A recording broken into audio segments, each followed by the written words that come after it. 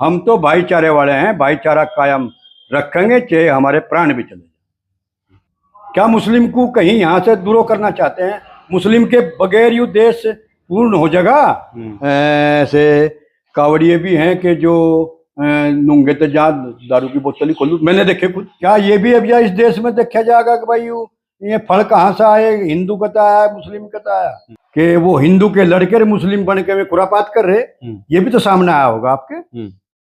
नमस्कार, स्वागत है आप सभी का हिंदुस्तान 24 पर और मैं आप सबके साथ विपिन चौधरी।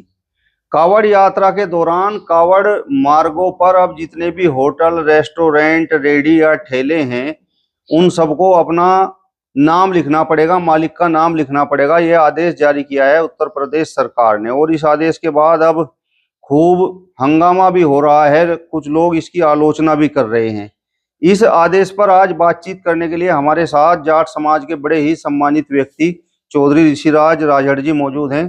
चौधरी साहब, बहुत बहुत स्वागत है आपका हिंदुस्तान 24 पर। बहुत बहुत धन्यवाद विपिन भाई आपका। ये जो आदेश योगी सरकार ने जारी किया है कावड़ यात्रा को लेकर कि जितने भी रेडी, ठेले, रेस्टोरेंट, होटल, सब अपना नाम लिखो, मालिक का नाम लिखो, जिससे पता चल जाए कि ये हिंदू का है या मुसलमान का है। तो क्या आपको लगता है कि ये आदेश एक तरह से हिंदू और मुस्लिम में दूरी पैदा करने वाला है? कुछ कुछ लगता तो ऐसा ही है। देखो, जहां तक ये आदेश की बात है, मैं इसकी घोर निंदा करता हूँ, इसका घोर विरोधी हूँ। हम चौधरी चरण सिंह के अनुयायी हैं और जैन चौधरी के सिपाही हैं। हमें चौधरी चरण सिंह ने सिखाया है कि ये जातिवाद की जो नफरत है, इसको दूर करना है, इसे मिटाना है। जहां तक बात है कि इससे पहले भी तो कावड़ आती थी, उससे पहले तो कभी ऐसा नहीं हुआ, ना ऐसी कोई घटनाएं हुई कि भाई ऐसी बहुत बड़ी घटना होगी हो। क्या चाहते हैं इससे, मेरी तो समझ से बार बात है। और मैं तो अपील करता हूं आदरणीय मुख्यमंत्री जी से कि इस आदेश को ससम्मान वापिस लें। ये तो एक समाज को बांटने का आदेश है, मैं इससे कतई सहमत नहीं हूँ। जहां तक मुस्लिम की बात है, अरे मुस्लिम ने तो इस देश को बहुत कुछ दिया है। क्या नहीं दिया इस देश में? जब जब संकट आए, वो 15-15 टन सोने तक दान किया है इसे। अब पीछे संकट आए, सबसे बड़ा दान भी मुस्लिम ने दिया है। तो इससे मैं बिल्कुल कतई सहमत नहीं हूँ। मुस्लिम हमारा भाई था, हमारा भाई है, हमारा भाई रहेगा, हमारा अंग है हमारा। तो हम मुस्लिम को अपना मानते हैं। हाँ, जो भी दुराचारी है उससे हम पहले भी नफरत करते थे, आज भी नफरत करते हैं। वो चाहे हिंदू है, मुस्लिम है, सिख है, ईसाई है, वो खराब आदमी उसमें यदि कोई भी है, उसका हर समाज, ऐसा नहीं मैं ही मुस्लिमों में, मुस्लिम समाज में जो गंदे लोग हैं, उनसे मुस्लिम समाज पूरा दूर कर रहता है, उनकी घोर निंदा करता है। तो मुस्लिम से चाहते क्या है? ये मुस्लिम इस देश का नागरिक है, उसको यहाँ से कहाँ ले जाएंगे? उसके बिना तो ये चमन हमारा अधूरा हो जाएगा ना। ये खूबसूरती हमारे इस देश की इसी तो है कि इसमें 36 बिरादरियों के फूल खिलते हैं, इसी की महक है इस देश में। आपको ऐसा क्यों लगता है कि इस आदेश में मुस्लिमों को टारगेट किया जा रहा है? इस आदेश का मतलब क्या है, ये भी मेरी समझ से बार बात है। जब आज से पहले ऐसी कोई घटना नहीं हुई तो इस आदेश की जरूरत कहां से आई? ये मेरी समझ से बार बात है। इस कावड़ यात्रा में हमारे मुस्लिम भाई बहुत सेवा करते हैं कावड़ियों की। उन्होंने अपने शिविर भी लगा रखे हैं, हर साल लगाते हैं और रात दिन उनकी सेवा में तत्पर खड़े रहते हैं। आज तक तो कहीं कोई ऐसी बात आई नहीं। और जहां तक बात है भाई रेस्टोरेंट पे नाम लिखे जाएंगे, ये भोले बाबा के जो भक्त हैं, भोले बाबा के, ये उनकी भी जिम्मेदारी बनती है। मैं कहीं भी जाके विश्राम करना चाहते हैं तो वहां पूछे, यहाँ किसी किस्म की कोई गंदगी या लहसुन, प्याज, अंडा, मीट ऐसी तो कोई चीज नहीं है, तो वहां विश्राम कर लें। कहाँ दिक्कत आ गई? आपने भी जैन चौधरी का नाम भी लिया, चौधरी चरण सिंह जी का नाम भी लिया और यह आदेश उत्तर प्रदेश सरकार ने जारी किया है। योगी जी मुख्यमंत्री हैं, भारतीय जनता पार्टी की सरकार है और राष्ट्रीय लोकदल का और भारतीय जनता पार्टी का गठबंधन भी है। तो आप तो एक तरह से ये जो गठबंधन है, इसके आदेश को एक तरह से जो है विरोध कर रहे हैं। जो भी गलत बातें होंगी उसका आदरणीय जैन चौधरी भी विरोध करेंगे और हम भी विरोध करते हैं। उनका एक कार्यकर्ता विरोध करेगा। खराब चीजों का। ऐसा नहीं है कि भाई हम गठबंधन में हैं और गठबंधन के रहने के बाद अच्छे बुरे पे सब पे साइन करते चले जाएंगे, ऐसा बिल्कुल नहीं होगा। हमारी सोच हमने बताया है, हम चौधरी चरण सिंहवादी हैं। इसके पीछे तर्क ये है कि जब कावड़िए कावड़ लेकर जाते हैं तो कई बार ऐसा हुआ है कि वो नाम तो रेस्टोरेंट पर लिखा हुआ है वैष्णवी ढाबा, वैष्णवी रेस्टोरेंट, लेकिन वो जब पता चलता है तो वो किसी मुस्लिम का निकलता है, तो वहां पर वो कावड़िए फिर हंगामा करते हैं। वो कहते हैं कि ये जल तो खंडित हो गया, यात्रा तो खंडित हो गई। तो सुरक्षा की दृष्टि से ये कदम उठाया गया है। इससे पहले तो कभी ऐसा हुआ नहीं। और जल, जहां तक खंडित की बात बताई, जल कभी खंडित हो ही नहीं सकता। जल पवित्र है, पवित्र ही रहेगा, उसे कोई खंडित नहीं कर सकता। जो उसे उसमें कुछ गंदगी फैलाने की प्रयास करेगा वो ही खंडित होगा। जल कभी खंडित नहीं हो सकता। ये भोले बाबा का जल है, ये गंगा जल है, ये आज तक कभी खंडित हुआ और न कभी खंडित हो सकता। बड़े बड़े पापी जाके उसमें नहाते हैं, तो क्या जल खंडित हुआ? नहीं हुआ और ना हो सकता। और जहां तक मुस्लिम की बात है, मैंने बताया ना, मुस्लिम तो बहुत सेवा कर रहे हैं इसमें। और फिर जब हम जा रहे हैं कहीं यात्रा पर, हम कहीं विश्राम करना चाहते हैं, हमें दिमाग भी दिया, हमें जबान भी दी, हम पूछे यहाँ से शुद्ध शाकाहार भोजन है कि नहीं है।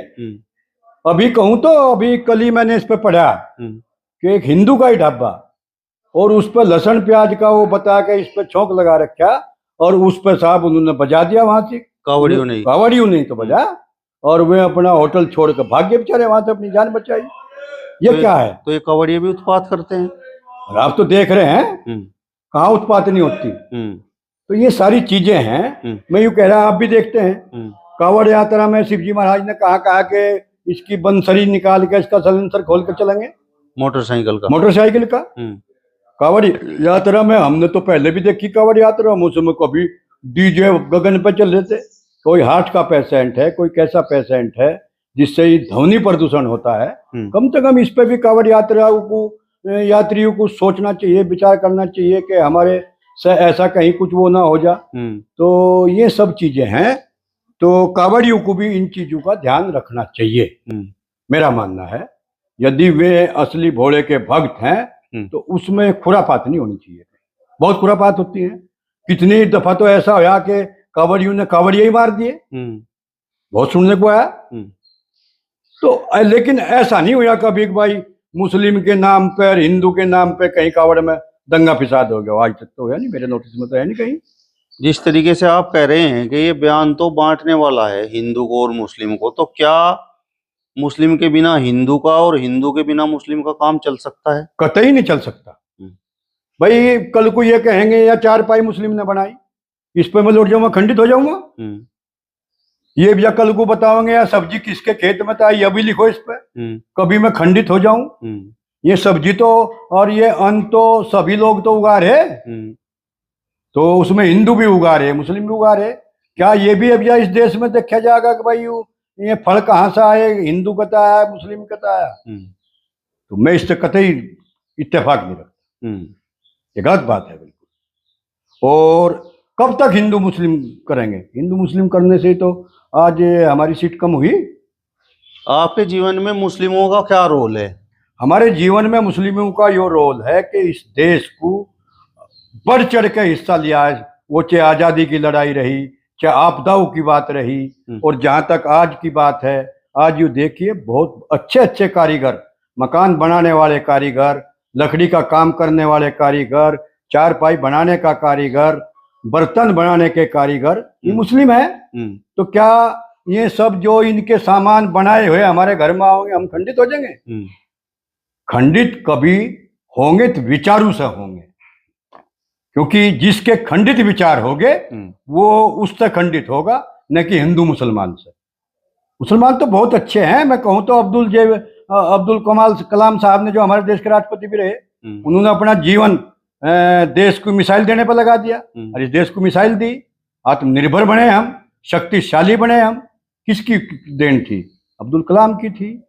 आज़ादी के टाइम पे जब यहाँ से एक किस्म से हम बहुत ही दयनीय स्थिति में थे, एक मुस्लिम ने 15 टन सोना दान किया था।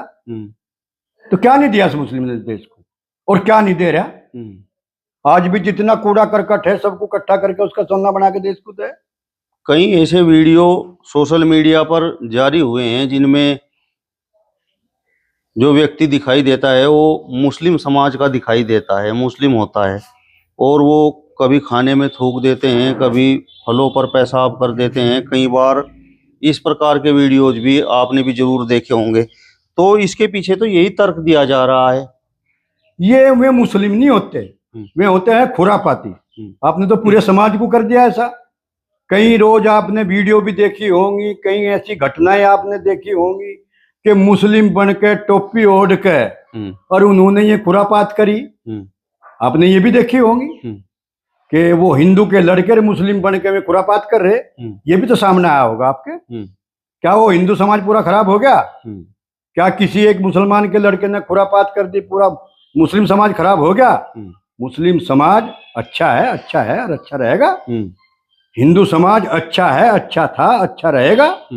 लेकिन हाँ, यहाँ दो ही बिरादरी हैं, एक खराब लोग, एक अच्छे लोग। अच्छे लोग ज्यादा हैं, खराब कम है। और वैसे तो 36 बिरादरी के नाम दे रखे, लेकिन एक खुरापाती है और एक शांति प्रिय लोग हैं, अच्छे लोग हैं, सामाजिक लोग हैं।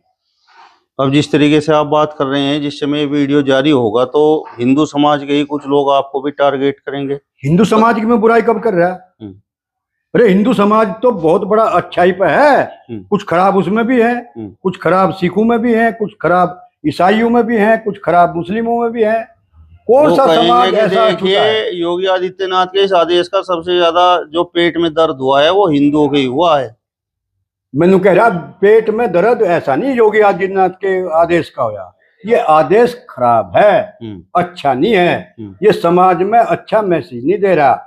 मैं तो आदरणीय मुख्यमंत्री जी योगी नाथ जी से भी हाथ जोड़ कर प्रार्थना करता हूं कि इस आदेश को वापस लें और ये अच्छा आदेश नहीं है, और एक संदेश दें कि हाँ, यहाँ से किसमें इस देश में अमन चैन और भाईचारे का को आगे बढ़ाया जा।